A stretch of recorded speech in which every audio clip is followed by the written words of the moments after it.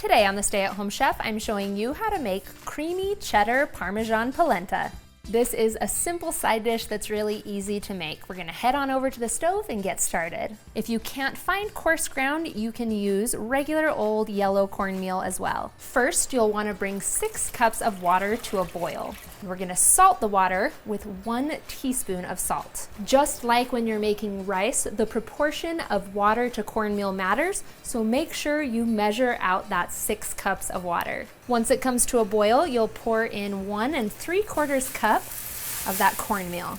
Whisk it in and reduce the heat to low so that this can simmer. You want to whisk it so that you break up any big clumps. We're going to let this cook uncovered for 15 to 20 minutes. While the polenta is cooking, you'll want to grate 1 cup of cheddar cheese, and I'm using white cheddar today, but yellow cheddar also works, and grate 1/2 cup of Parmesan cheese. This polenta makes a delicious side dish by itself. I love to serve it up with braised beef short ribs, or you can top it with some sauteed mushrooms for a complete vegetarian meal.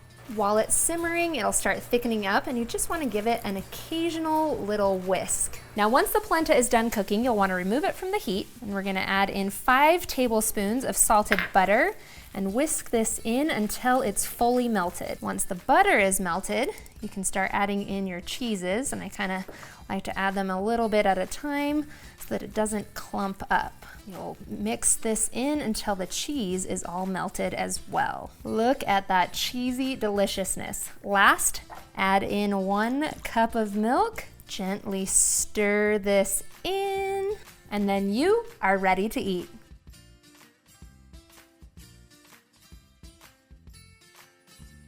Thanks for watching. You can find the full written recipe in the video description. Be sure to subscribe, like, and follow, and check out the rest of my videos, where you can find hundreds of restaurant quality recipes you can easily make at home. See you later.